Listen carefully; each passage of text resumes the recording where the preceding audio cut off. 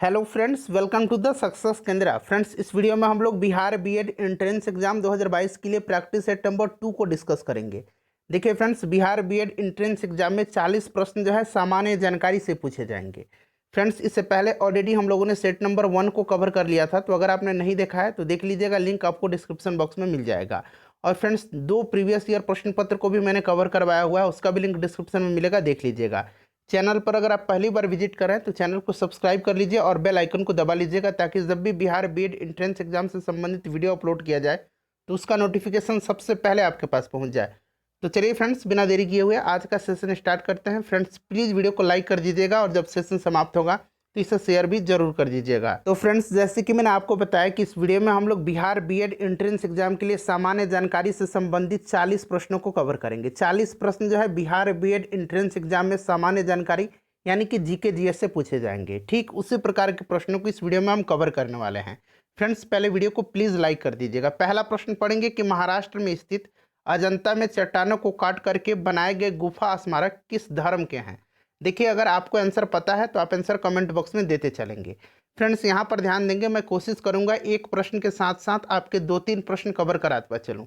देखिए, अजंता की जो गुफा है ये महाराष्ट्र में है, ध्यान रखेंगे। और अजंता की जो गुफाएं हैं फ्रेंड्स, इनको 1983 में, ध्यान रखिएगा, 1983 में जो है भारत के विश्व विरासत स्थल के रूप में यूनेस्को सूची में शामिल किया गया था। और जो अजंता की गुफाएं हैं फ्रेंड्स, ये बौद्ध धर्म के महायान शाखा से संबंधित हैं, तो ये बौद्ध धर्म हो जाएगा। चलिए, उसके बाद देखिएगा कि सायना नेहवाल जो हैं, इनको प्राप्त सर्वोच्च नागरिक सम्मान कौन सा है। देखिए, सायना नेहवाल जो है ये किस खेल से संबंधित हैं, तो फ्रेंड्स बैडमिंटन से संबंधित है। और इनको सर्वोच्च नागरिक सम्मान जो है वो आपको पद्म विभूषण दिया जा चुका है। पद्म विभूषण इनको 2016 में प्रदान किया गया था, जो सबसे ऊंचा जो है सर्वोच्च नागरिक सम्मान जो है जो अब तक इनको दिया गया है। चलिए, उसके बाद नेक्स्ट क्वेश्चन है हमारा कि मानव मूत्र का जो पीला रंग होता है वह किसकी वजह से होता है। तो मानव मूत्र का जो पीला कलर होता है वो यूरोक्रोम के कारण होता है। ठीक है, यूरोक्रोम के कारण होता है। नेक्स्ट क्वेश्चन है हमारा कि पौधे का शिथिल होना, खाली स्थान दिया गया, की वजह से होता है। तो पौधे का शिथिल होना जो होता है ये वाष्पोत्सर्जन के वजह से होता है। ऑप्शन नंबर बी इसका राइट आंसर हो जाएगा।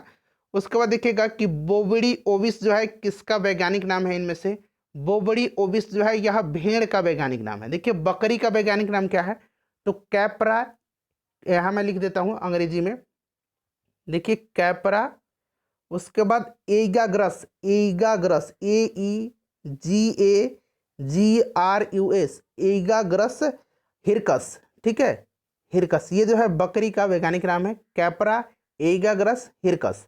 गाय का क्या है, तो गाय का जो है फ्रेंड्स आपको याद भी होगा, गाय का जो है वो है बॉस टॉरस।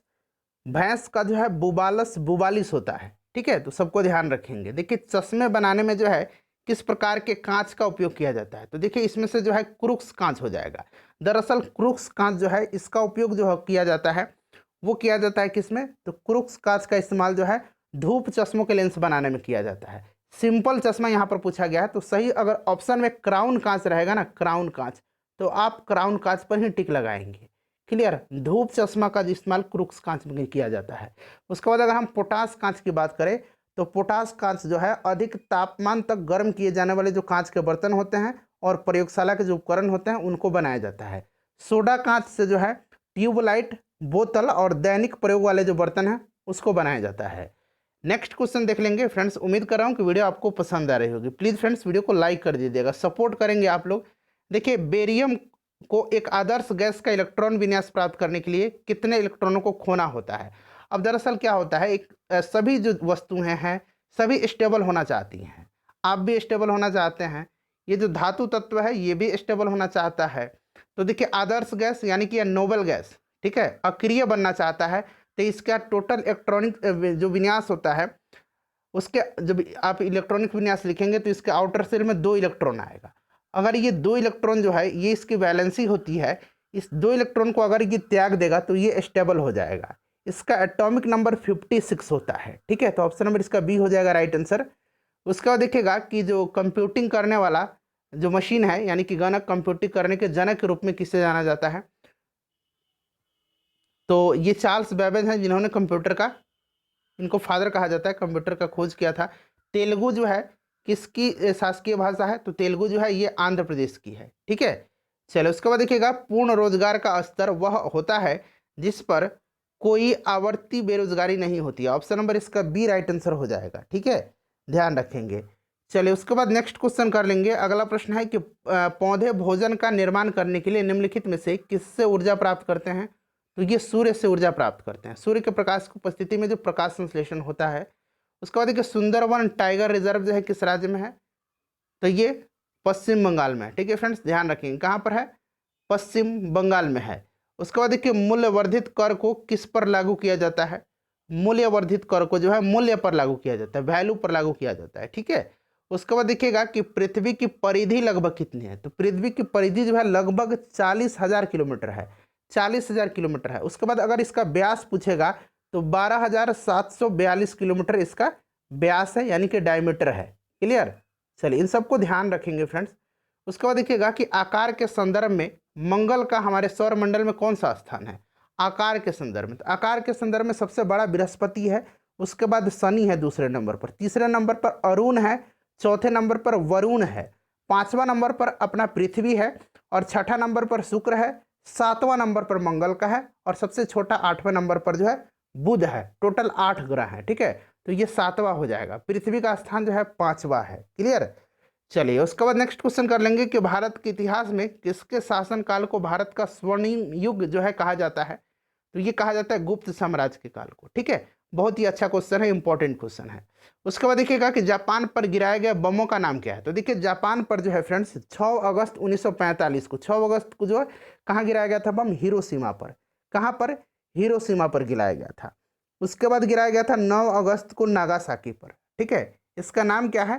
तो लिटिल बॉय और फैट मैन है, यानी कि इसका ऑप्शन नंबर क्या हो जाएगा? ऑप्शन नंबर इसका ए राइट आंसर हो जाएगा। चलो उसके बाद नेक्स्ट क्वेश्चन देखिएगा कि प्लूटो की खोज किसने की थी? प्लूटो जो है अब यह एक ग्रह नहीं रहा है, आपको याद भी होगा। प्लूटो की खोज जो है 1930 में, 1930 में, ठीक है, 1930 में क्लाइड टॉम्बो ने किया था। ऑप्शन नंबर इसका डी राइट आंसर हो जाएगा। न्यूटन के गुरुत्वाकर्षण नियम के अनुसार दो वस्तुओं के बीच का बल जो होता है, तो देखिए न्यूटन के नियम के अनुसार आपने पढ़ा होगा कि क्या होता है गुरुत्वाकर्षण, जो दो वस्तुएं हैं उनके द्रव्यमान के गुणनफल के समानुपाती होता है। ठीक है, यानी कि अनुपाती होता है, और उनके बीच की दूरी के वर्ग के बहुत कर्मानुपाती होता है। यहाँ पर लिख देता हूँ F इक्वल टू क्या होता है? G into M1 into M2। ठीक है, यही जो है उनके जो द्रव्यमान है उनका गुणनफल है, और उनके बीच की दूरी के वर्ग के बहुत कर्मानुपाती होता है, यानी कि R स्क्वायर है डिस्टेंस। ठीक है, तो उनकी द्रव्यमान के गुणज के समानुपातिक। क्लियर? चलिए आगे बढ़ेंगे। नेक्स्ट क्वेश्चन है कि हम्पी में स्थित स्मारकों का समूह जो है एक महत्वपूर्ण केंद्र है किस धर्म का? तो ये हिंदू धर्म का है। हम्पी जो है ये कर्नाटक में है, तुंगभद्रा नदी के तट पर। ठीक है, विजयनगर साम्राज्य की राजधानी थी। देखिए, मरणोपरांत भारत रत्न पाने वाले प्रथम भारतीय व्यक्ति कौन थे? तो मरणोपरांत लाल बहादुर शास्त्री को दिया गया था। कब दिया गया था? तो 1966 में दिया गया था। सबसे पहले भारत रत्न 1954 में 3 व्यक्तियों को प्रदान किया गया था। कौन कौन से थे? तो उनका नाम भी आपको फ्रेंड्स याद रखना है। ये कौन थे? सी राजगोपालाचारी थे, डॉक्टर एस राधाकृष्णन थे, और सीवी रमन थे। ठीक है, चलिए उसके बाद नेक्स्ट क्वेश्चन हमारा कि निम्नलिखित में से किसका स्राव जो है जिगर से होता है, लीवर से होता है, यकृत से होता है? एक ही बात है, तो ये पित्त स्रावित होता है। क्लियर? चलिए उसके बाद देखिएगा पित्ताशय में आकर के जमा होता है। फॉर्न्स पौधे के किस भाग में आते हैं? तो फॉर्न्स जो होते हैं यह आते हैं टेरिडोफाइट में। अगला प्रश्न है कि एंटीबायोटिक का आविष्कार किसने किया था? तो अलेक्जेंडर फ्लेमिंग ने किया था। एंटीबायोटिक का आविष्कार जो है अलेक्जेंडर फ्लेमिंग ने किया था। मेथेनॉल का रासायनिक सूत्र क्या है? मेथेनॉल और एथेनॉल। ठीक है, एथेनॉल या इथेनॉल जो भी कहिए, इथेनॉल का ही इस्तेमाल जो है किया जाता है शराब के रूप में। यहाँ मेथेनॉल पूछा गया तो CH3OH होता है, और यहाँ पर देखिए C2H5OH जो होता है वो इथेनॉल का होता है। चलिए आगे बढ़ते हैं। परमाणु बंध क्यों बनाते हैं? तो पहले आप चारों ऑप्शन को पढ़ लीजिए ध्यानपूर्वक। ठीक है, देखिए परमाणु बंध बनाते हैं स्थितिज ऊर्जा को घटाने और स्थिरता प्राप्त करने के लिए। उसके बाद देखिएगा नेक्स्ट क्वेश्चन है एक डॉक्यूमेंट की एक तरीके से व्याख्या करने के लिए एक व्याकरण जो वाक्य रचना के कारण टेक्स्ट से अलग पहचाना जाता है, जैसे कि HTML। ठीक है, ये क्या है? तो देखिए ये HTML जो है यह एक मार्कअप लैंग्वेज है। ऑप्शन नंबर इसका सी राइट आंसर हो जाएगा, मार्कअप लैंग्वेज। ठीक है, चलो उसके बाद देखिएगा कि गौर नृत्य जो है यह किस राज्य का प्रसिद्ध लोक नृत्य है? तो गौर जो है यह छत्तीसगढ़ का प्रसिद्ध लोक नृत्य है। निम्नलिखित में से किस प्रकार का पानी अशुद्धियों से पूर्णतः मुक्त रहता है? तो देखिए वो कौन सा पानी है जो अशुद्धियों से पूर्णतः मुक्त रहता है? तो यह आशुद्ध जल है, ठीक है, जो कि अशुद्धियों से पूर्णतः मुक्त रहता है। उसके बाद देखिएगा कि मिल्वे साइनिन का खाली स्थान दिया गया कि उन्मूलन में प्रयोग किया जाता है। तो मिल्वे साइनिन का इस्तेमाल जो होता है कृषि कीटक के उन्मूलन में प्रयोग किया जाता है। उसके बाद देखिए उन प्रथम महिला का नाम बताइएगा जो भारत की किसी राज्य के उच्च न्यायालय की मुख्य न्यायाधीश थी। तो ये लीला सेठ थी, ठीक है, लीला सेठ राइट आंसर इसका हो जाएगा। उसके बाद देखिए इसमें से सबसे ठंडा ग्रह कौन सा है? तो सबसे ठंडा ग्रह जो है वह आपका वरुण है। सबसे गर्म ग्रह पूछेगा तो शुक्र हो जाएगा सबसे गर्म ग्रह, ठीक है फ्रेंड्स, इसको भी आप ध्यान रखेंगे। चलो उसके बाद देखिए ऑस्ट्रिया की राजधानी कहाँ है? ऑस्ट्रेलिया नहीं, ऑस्ट्रिया है, तो ये वियना है। अच्छा ऑस्ट्रेलिया अगर पूछा जाएगा, ऑस्ट्रेलिया यहाँ मैं लिख देता हूँ, तो ऑस्ट्रेलिया की राजधानी कहाँ है? कैनबरा है। कहाँ है? कैनबरा है। चंद्रगुप्त मौर्य कब पैदा हुए थे? तो चंद्रगुप्त मौर्य पैदा हुए थे 345 ईसा पूर्व में, ठीक है, इनका जन्म 345 ईसा पूर्व में हुआ था। मौर्य वंश के संस्थापक हैं। तो यहाँ पर देखिए 340 दिया गया है और इसका ऑप्शन ए ही दिया गया है राइट आंसर, ठीक है। तो अब 345 भी ध्यान रखेंगे। इस तरह का अगर ऑप्शन हो तो जो सबसे करीबी होता है उस पर आप टिक लगाइएगा। उसके बाद देखिए जहांगीर, जिसका शासनकाल 1605 से 1627 तक रहा था, किस वंश का शासक था? जहांगीर जो था यह अकबर का बेटा था और इसी के समय सर टॉमस रो आया था, ठीक है, और यह मुगल वंश का था। उसके बाद देखिएगा कि पृथ्वी सूर्य के चारों ओर घूमती है, इस सिद्धांत को पेश करने वाले प्रथम व्यक्ति कौन थे? तो फ्रेंड्स यह व्यक्ति कोपरनिकस थे। ऑप्शन नंबर सी हो जाएगा राइट आंसर। उसके बाद देखिए एक घूर्णन वस्तु पर खाली स्थान दिया गया, हर बिंदु पर एक समान होता है। क्या समान होता है? तो फ्रेंड्स ये आपका होता है कोणीय वेग, ठीक है। चलिए तो फ्रेंड्स हमने 40 प्रश्न कवर कर लिए हैं। वीडियो को प्लीज़ लाइक कर दीजिएगा और फ्रेंड्स इसे शेयर कर दीजिएगा।